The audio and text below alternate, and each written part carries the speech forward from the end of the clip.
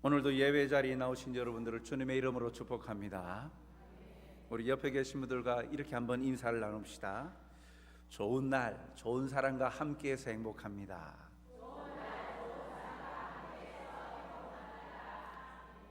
우리의 소망은 예수님이십니다. 우리의 자랑도 예수님이십니다. 아멘. 우리가 무엇 때문에 살아갑니까? 우리가 무엇 때문에 오늘도 우리의 생명을 유지하며 살아갑니까? 먹고 살기 위해서요. 왜 먹고 삽니까? 삶에 분명한 목적이 있지요.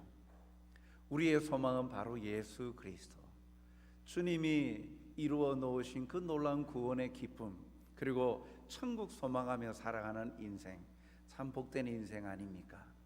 어떤 누구에게도 자랑, 또 그들에게 입을 벌려 고백할 수 있는 것, 우리가 누리고 우리가 또 증거하는 예수 그리스도이심을 우리는 잊지 말아야 할 것입니다. 오늘 그러한 삶의 기쁨과 행복을 찾아올 수 있는 것, 참 기도입니다. 오늘 말씀을 통해 기도할 때 일어나는 변화라는 말씀으로 함께 그 말씀을 나누고자 합니다. 오늘 말씀은 베드로와 요한이 기도하러 성전에 올라가는 모습으로 시작을 하고 있습니다. 오늘 본문 1절에 보니까 제9시 기도 시간에 베드로와 요한이 성전에 올라갈새라고 말씀합니다. 제9시 기도 시간, 유대인들에게는 상당히 익숙한 시간입니다. 유대인들은 하루에 3번 하나님 앞에 기도합니다. 이 9시라는 표현은 그 유대인들의 시간 개념이죠. 지금으로 바꾸면 거기에다가 6시간을 더하면 됩니다. 오후 3시입니다. 그래서 유대인들은 아침 9시, 12시, 오후 3시 이렇게 하루에 3번 기도합니다. 그래서 오늘 이 제9시 기도 시간은 하루에 있어서 공식적으로 마지막 기도하는 시간이죠. 어떻게 보면 하루를 마감한다라고 볼 수가 있습니다. 사실 유대인들은 저녁 때부터 하루가 다음 날이 시작이 되어집니다. 그렇기 때문에 오후 3시가 마지막 기도 시간이죠. 즉 하루의 모든 것을 끝마치고 하나님께 올려드리는 저녁 소제와 같이 하나님 앞에 오늘 하루도 인도하여 주신 은혜 감사합니다 라는 의미도 거기에 담겨 있습니다. 근데 그때 이 기도의 습관을 쫓아서 베드로와 요한이 올라갑니다. 이들이 누구입니까? 예수님이 승천하신 이후에 예수님 말씀대로 모여서 기도하였던 자들입니다. 마가 요한의 다락방에서 주님이 떠나지 말고 내가 보낼 보혜사 성령이 임할 때까지 떠나지 말고 기도하라 그랬어요. 그 말씀대로 함께 기도하였던 제자들입니다. 그런데 놀라운 일이 나타나죠. 오순절 날이 그 6월절이 지나고 그 49일이 지난 50일째 되는 날 오순절이라는 절기가 있는데 오순절 날에 놀라운 일이 나타납니다. 기도하는데 성령이 그 가운데 임하죠. 성령이 임하시면서 그들이 성령의 충만하심을 받습니다. 그러고 나서 그때에는 오순절 되면 6월절과 절기를 지키려고 그 나라 각지에 흩어져 있었던 유대인들이 일제히 예루살렘으로 모입니다. 예루살렘에 모여든 그 사람들 앞에서 당당하게 예수님이 누구이신지를 선포합니다. 사도행전 2장에 보면 이 베드로의 설교가 나옵니다. 예수님이 누구이신지 복음의 핵심을 이야기하는 내용이 나오지요. 그 설교에 그 하나님의 말씀 기도함으로 말미암아 성령 충만함을 받아가지고 하나님의 말씀을 증거하니까 그날 예수님을 믿겠다라고 돌아오는 회심자가 3,000명이 되었습니다. 쉽게 말하면 당일날 3,000명이 전도를 받았다라는 것입니다. 나 이제부터 유대교 율법을 지키는 그 삶에서 떠나서 이제 우리에게 구원을 주시는 예수님을 믿겠습니다. 그렇게 예수님을 고백하며 나아가는 사람이 하루에 3,000명이 일어났다. 놀라운 일들을 경험했어요. 그 일을 경험하고 난 다음에 오늘 기도하러 가고 있다는 것이죠. 다음날 베드로가 예수님을 부인하던 그 모습은 찾아볼 수 없습니다. 이런 놀라운 일들을 이루고 체험하였던 그들이었지만 그들은 기도하기를 게을리하지 아니하였습니다. 오히려 기도 시간에 전념하고 있습니다. 이후에 이들을 통하여 초대 교회가 세워지지 않습니까? 그런데 세워진 초대 교회도 마찬가지입니다. 동일하게 기도하는 일에 힘씁니다. 사도행전 2장 42절 말씀을 보니까 그들이 사도의 가르침을 받아 서로 교제하고 떡을 떼며 오로지 기도하기를 힘쓰니라. 오로지 기도하기를, 기도가 중요한 줄 알아서 기도하기를 힘썼다. 이들이 누굽니까? 초대 교회 성도들입니다. 교회가 어떻게 형성이 되어졌습니까? 예수님을 구주로 믿고 고백하는 이 제자들을 통하여 성령의 임재하심과 성령의 충만함을 받고 복음을 증가하여서 회심한 그들이 함께 모여서 교회가 되어졌는데 그 교회가 함께 기도하기를 힘썼다. 오로지 기도하기를 힘쓰니라 라고 말씀하고 있습니다. 사랑하는 성도 여러분, 하나님의 능력을 체험하였다면 사람들은 어떻습니까? 내가 한 일이야 우쭐해지지 않겠습니까? 내 때에 이 일을 이루어내었어. 특히 베드로 설교 한 번으로 그 자리에 모여있던 사람들 중에 3,000명이 예수님을 믿겠습니다. 이만한 부흥사가 어디 있습니까? 이만한 능력의 종이 어디 있습니까? 그렇다면 보통의 사람들은 어떻습니까? 하나님이 하신 일이지만 내가 이루어낸, 우쭐하고 자기가 존경함을 받고 인정함 받고 싶은 마음이 크지 않겠습니까? 그런데 베드로는 그런 일을 경험하고도 그 다음 날 기도하러 가는 것을 잊지 아니하고 기도하러 올라갔다는 것이죠. 고린도전서 10장 12절 말씀에 그런즉 선줄로 생각하는 자는 넘어질까 조심하라 라고 말씀합니다. 교만해지면 결국은 잠언의 말씀처럼 패망의 앞잡이라, 넘어짐의 앞잡이라. 교만은 넘어짐의 앞장이다. 상상할 수 없는 일을 해내고 그 일을 이루어냈다고 끝이 아닙니다. 때를 따라 돕는 은혜를 얻기 위해서는 지속적으로 기도의 자리로 나아가야 합니다. 베드로와 요한은 그 자리로 나아간 것입니다. 예수님도 기도의 습관을 조차 기도하기를 게을리하지 않으셨죠. 누가복음 22장 39절 말씀을 보니까 예수께서 나가사 습관을 따라 감람산에 가시매. 감람산에 가셔서 뭐 하셨냐? 기도하셨습니다. 습관을 따라. 사실 예수님은 기도가 필요 없으신 분 아닙니까? 하나님이시지 않습니까? 기도하지 않는다고 하나님 아버지와 교통할 수 없습니까? 아닙니다. 그 자체 하나님이시기 때문에 인간의 몸을 입고 오셨지만 하나님이시기 때문에 하나님 아버지와 교감하십니다. 교제하십니다. 소통하십니다. 그런데 왜 기도하셨습니까? 우리에게 모범을 보여주신 것이죠. 하나님을 믿는 자녀들이 해야 될 가장 중요한 것, 잊지 말아야 할 것, 습관을 따라 기도해야 되는 것. 기도를 통하여 하나님과 교제하고 교감하고 그 삶의 길들을 하나님께서 인지해 주시고 보여주시는 대로 순복할 수 있는 복된 길이기 때문이죠. 그래서 예수님도 습관을 따라 기도하셨습니다.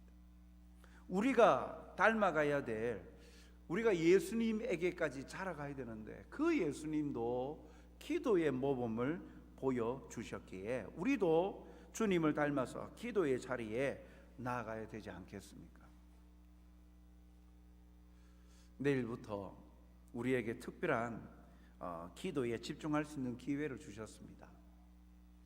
우리 여기에는 좀 빠져 있습니다만 내일부터 2주간 특별 새벽 기도회, 줄여서 특새, 전도를 위하여서 함께 새벽마다 특별 새벽 기도의 시간을 가집니다. 그리고 더 간절함으로 파수꾼으로서의 역할을 감당하겠습니다 라고 헌신하는 자들을 통한 파수꾼 기도회 24시간 기도가 있습니다.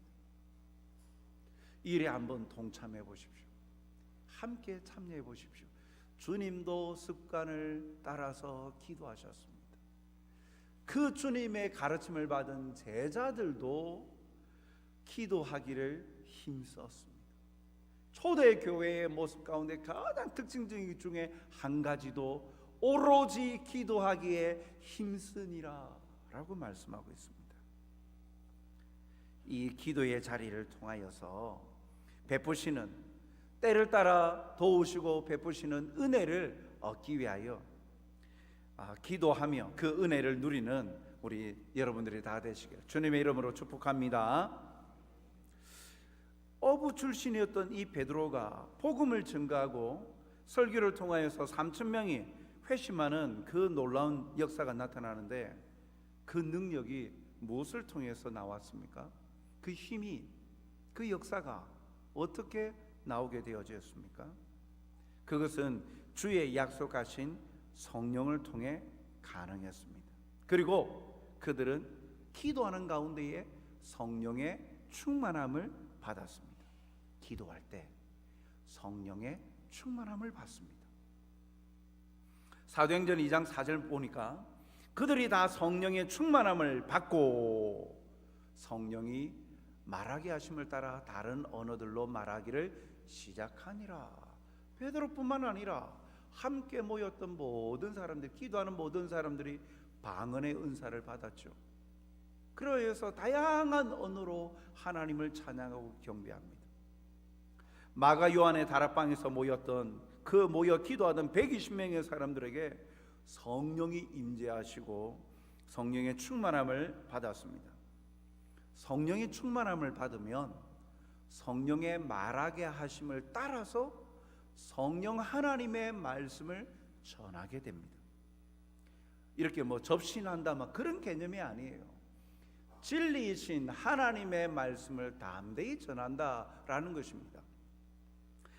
사도행전 4장 23절로 31절의 내용을 보면 베드로와 요한이 이 일로 인하여서 감옥에 갇혔다가 풀려나서 하나님이 어떻게 일하셨는가라는 것을 거기에 모여있는 무리들에게 이야기를 하니까 어떤 일이, 그 이야기를 전해들은 무리들은 기도했습니다. 함께 기도했는데 그때도 성령의 충만함을 경험합니다. 그리고 하나님의 말씀을 전합니다. 사도행전 4장 31절 말씀을 보니까 빌기를 다함에 모인 곳이 진동하더니 무리가 다 성령이 충만하여 담대히 하나님의 말씀을 전하니라. 하나님의 일하심을 전해들은 무리들이 야 그래요? 우리도 함께 기도합시다 하고 베드로와 요한이 옥에서 풀려나온 난 다음에 그 자리에서 같이 하나님 앞에 기도했는데 기도하니까 성령의 충만함을 받은 거예요. 성령이 임재하심을 경험하면서 성령의 충만함을 받은 이후에 그들의 모습은요, 하나님의 말씀을 담대히 전하더라. 쉽게 말하면 전도하더라는 것입니다. 복음을 전하더라는 것이죠. 부끄러워하지 아니하고 담대히 전하더라는 것이죠. 즉 지난주의 말씀처럼 오직 성령이 너희에게 임하시면 너희가 권능을 받고 능력을 받은 거예요. 성령의 충만하심을 통해서 담대함의 용기가 생긴 거예요. 그래서 예수님이 누구이신지 자기가 만난 예수님을 자랑하기 시작하는 겁니다. 세상에서 가장 놀랍고 가장 복된 자랑은 예수님 자랑 아닙니까?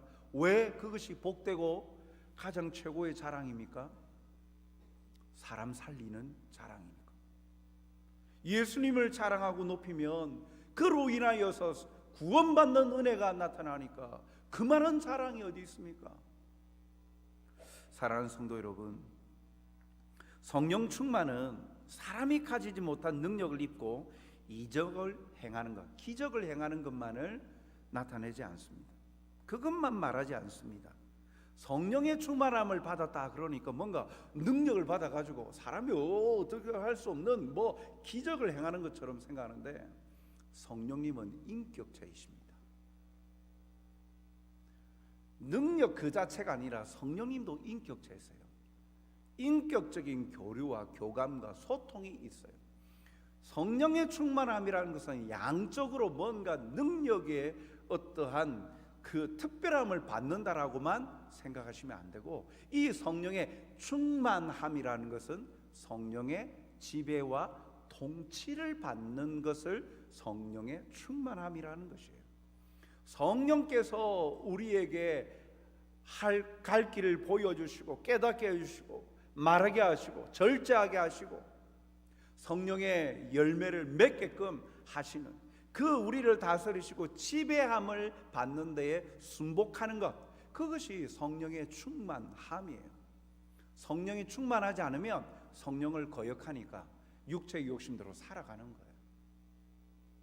오늘 이 제자들이 그리고 교회가 함께 기도할 때 이 성령의 충만함을 받아서 성령님께서 하나님이 기쁘신 뜻을 위하여서 행하게 하시는 것을 가르쳐 줄 때 순종하여서 기쁨으로 행하더라는 것이죠. 그로 인하여 사람 살리는 역사가 나타났다라는 것입니다. 이 모든 일이 바로 기도였습니다. 기도할 때 성령의 충만함을 받아서 하나님의 행하심을 증가하는 복음 전도하는 전도자로 살게 된 것입니다. 기도의 자리로 나가면 하나님을 기쁘시게 할 뿐만 아니라 하나님의 기쁨을 누리는 자들이 됩니다. 하나님의 영광을 위해서 살자 그러는데 하나님의 영광을 나타내는 삶이 뭘까? 기도하면 성령의 충만함을 받아서 성령의 지배를 받을 때, 성령의 통치함을 받을 때, 성령의 순복할 때 비로소 하나님을 기쁘시게 하는 삶을 산다라는 것이죠. 기도의 자리로 하나님의 기쁨을, 또 하나님을 기쁘시게 하고 하나님의 기쁨을 누리는 저와 여러분이 되시기를 간절히 소원합니다. 어떻게 보면 오늘 성전으로 기도하러 올라가는 이 베드로와 요한은 성령의 충만한 상태라고 할 수 있죠. 그냥 습관이 되어가지고 아무 생각 없이 기도하러 가는 것이 아니었다라는 것입니다. 성령님의 이끌리어서 기도의 자리로 나간 것이죠. 기도할 때 성령의 충만함을 받고 그 뜻대로 순종하고 또다시 그 순종의 자리로 나아가게 하시는 이가 성령님이심을 가르쳐 주시는 것이죠. 성령님의 이끌리어서 기도의 자리로 나갈 때 성전 미문에 나면서 못 걷게 된 사람을 주목하게 된 것입니다. 이러한 기도의 습관이 되어 있을 때 관점이 바뀝니다. 왜 관점이 바뀐다고 합니까? 이 사람이 앉아 있는 곳은 어디입니까? 성전 미문이라는 곳입니다.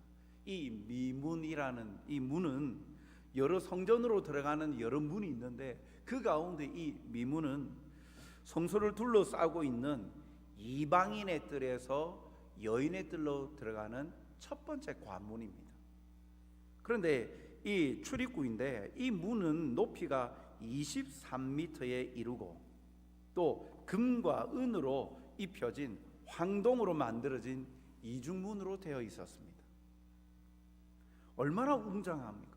장엄하기까지 하죠.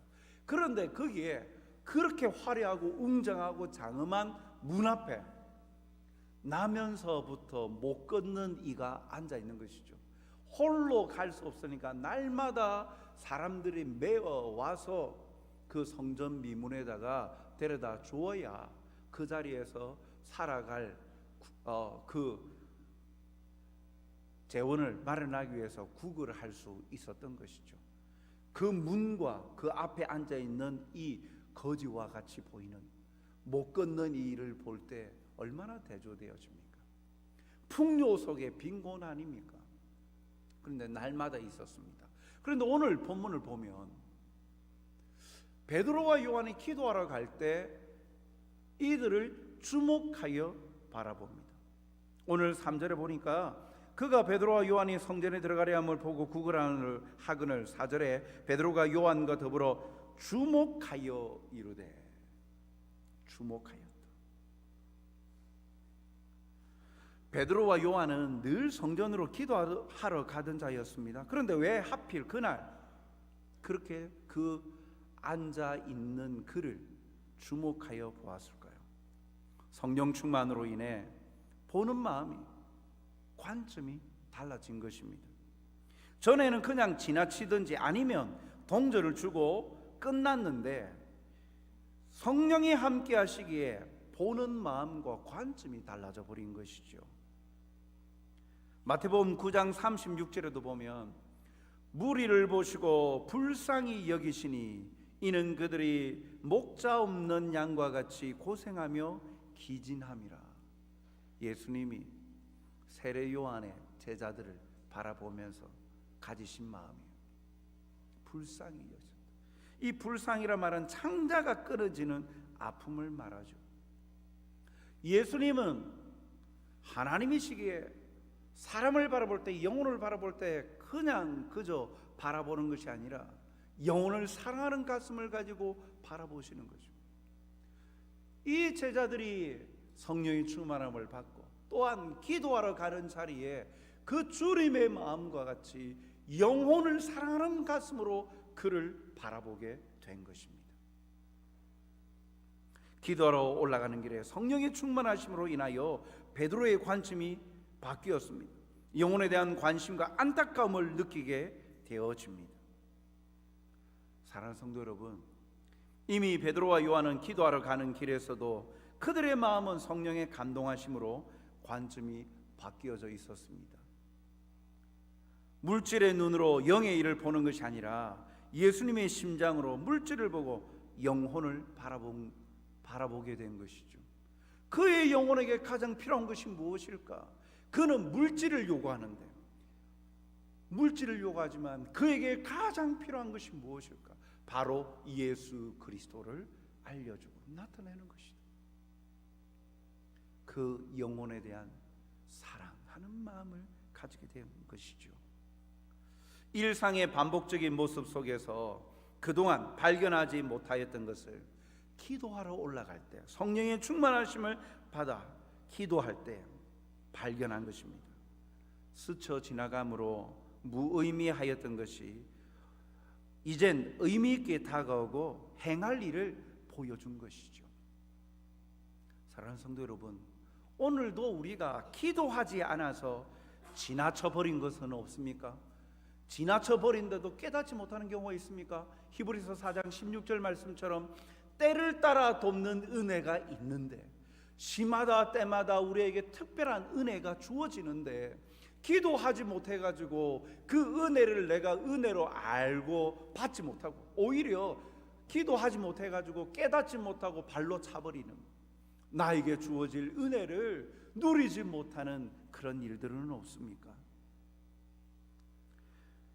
하나님이 기뻐하시는 일임에도 기도하지 않아서 깨닫지 못함으로 놓치고 사는 것은 없는지 돌아봐야 합니다.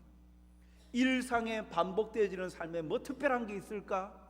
그렇게 아무 기대치 없이 살아가다가도 기도하면, 다람쥐 쳇바퀴 돌듯 그렇게 반복되어지는 일상 속에서도 하나님의 은혜와 하나님의 사랑을 경험하게 해 주십니다. 기도할 때, 기도하는 그 기도의 습관이 관점을 변화시킵니다. 보는 관점을 다르게 합니다. 그리고 발견케 합니다. 기도하면 보입니다. 기도하면 보게 하십니다. 기도하면 확신을 가지고 행하게 하십니다.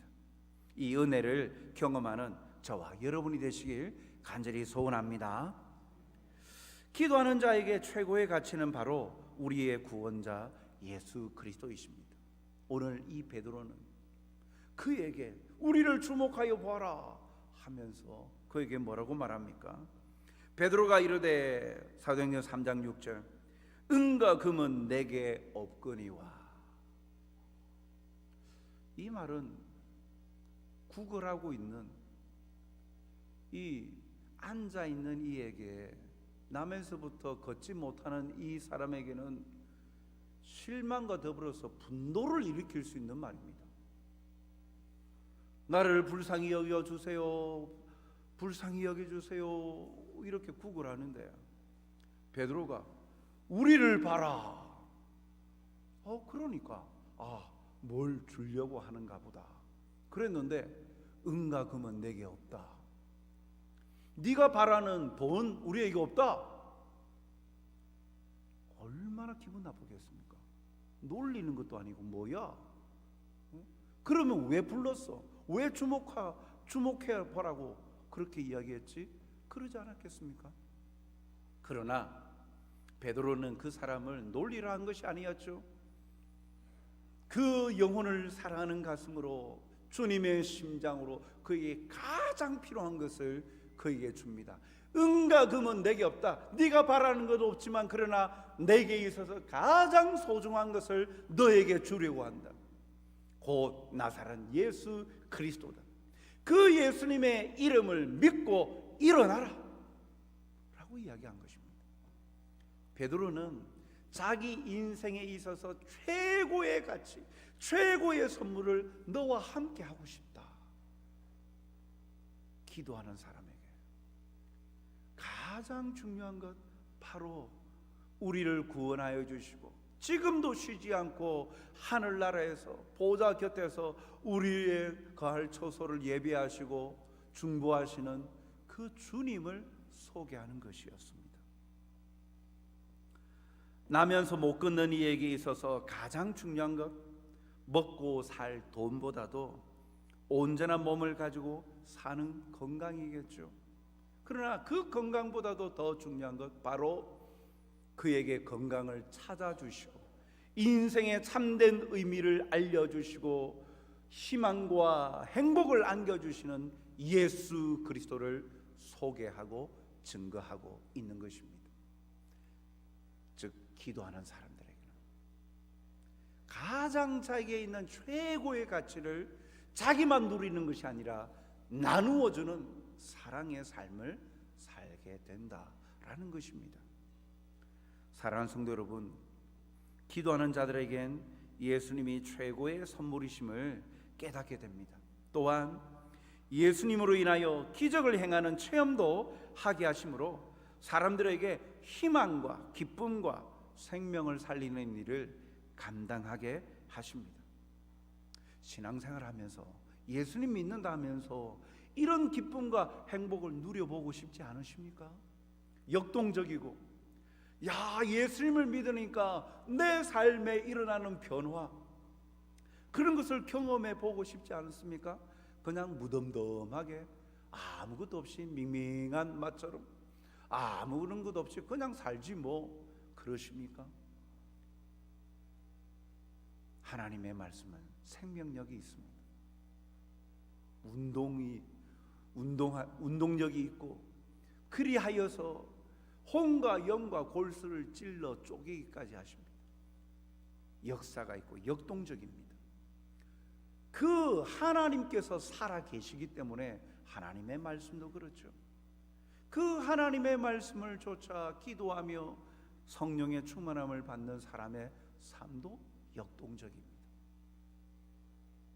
우리의 눈이 어두워져서 반복되어지는 일상이지, 매 순간순간 우리의 영안을 열어서 기도하며 주님과 교제하기 시작하면 매 순간순간이 감격이요 감사로 넘쳐날 줄 믿습니다. 그 가운데에 위로가 있습니다. 그 가운데에 회복이 있습니다. 그 가운데에 소망이 있습니다. 사랑하는 성도 여러분, 바쁘다, 시간이 없다는 핑계로 기도 생활을 등한시하는 그리스도인들이 많죠.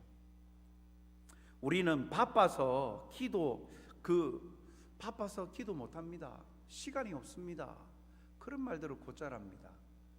종교교회가 있던 루트는 그렇게 말합니다.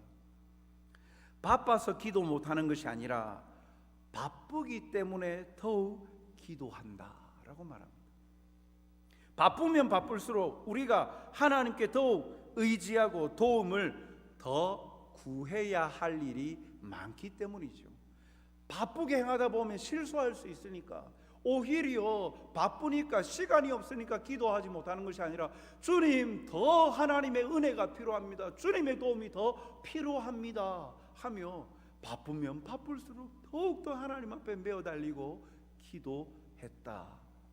자기 이 루트는 그렇게 고백합니다. 바빠서 기도 못한다라는 사람은 마치 운전하느라 바빠서 기름 넣을 시간이 없다라고 말하는 사람과 똑같습니다. 운전할 시간, 운전하느라 바빠가지고 기름 넣을 시간이 없어.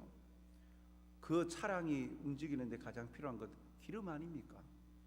우리 인생에 있어서도 삶에 필요한 것, 가장 중요한 이 기도의 자리를 통하여 성령의 충만하심과 동행하심을, 주님과 동행하심을 누려야 되는데 그것도 없는 인생은 육의 사람이죠. 결국은 하나님을 기쁘시게 할 수 없는 것입니다.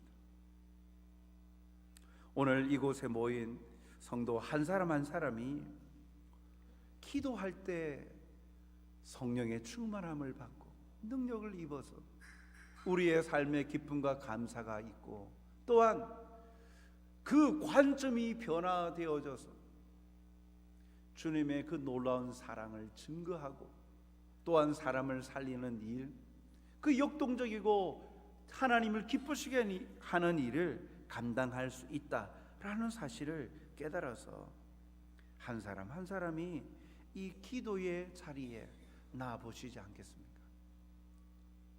행사로 보지 마시고 기도하면 우리의 삶이 달라집니다. 기도하면 우리의 눈이, 관점이 달라집니다. 그러면 보지 못하였던 하나님의 은혜들을 경험하게 됩니다. 좋은 기회가 내일부터 2주간 마련되어집니다. 도전해 보십시오. 아니, 함께 참여하십시다. 그러면 여러분들이 삽니다. 여러분들의 인생이 변화됩니다. 나는 직분자도 아닌데 뭐하러 기도해? 직분자들만 기도합니까? 초대교회가 오로지 기도하기에 힘쓰니라. 교회가 처음 생기면서 가장 중요하게 생각한 것 중에 하나가 기도 아닙니까? 기도를 통하여 담대함을 얻고 주님을 만나고 주님의 사랑을 전하고 사람을 살리고 함께 기쁨을 나누는 것, 그 기쁨을 우리 성전교회도 더 풍성히 누려야 되지 않겠습니까? 내일부터 시작되어지는 특세에 한번 참여해 보십시오. 그리고 개인적으로도 기도의 자리를 통하여 주님의 도우심을 구하십시오. 성령의 충만하심을 구해 보십시오. 그러면 여러분들의 삶에 성령의 열매들을 맺게 될 것입니다. 사랑과 희락과 화평과 오래 참음과 자비와 양성과 충성과 온유와 절제와 같은 그러한 우리의 성품의 변화가 나타나고 그러한 따뜻한 사람으로 변화되어질 것입니다. 이 하나님의 놀라운 사랑에 그 말씀 앞에 함께 동참하여서 예비하신 것을 풍성히 누리는 우리 여러분들이 되시기를 주님의 이름으로 축복합니다. 사랑과 은혜가 풍성하신 하나님 아버지, 오늘도 말씀을 통해 기도할 때 우리의 삶에 일어나는 변화에 관하여 알려주시고 또한 보여주시니 감사합니다. 때때로 기도하는 자리가 부담이 되고 기도하는 자리가 힘이 들고 기도하는 자리를 피하고 싶은 마음이 한두 번이 아닙니다.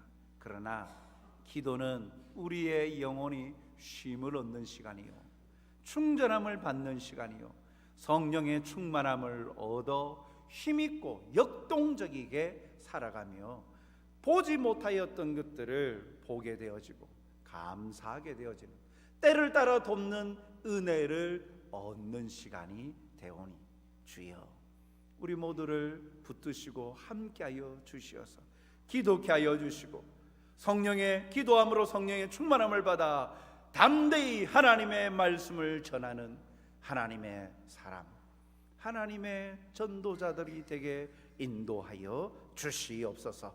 감사하오며 예수님 이름으로 기도하옵나이다. 아멘.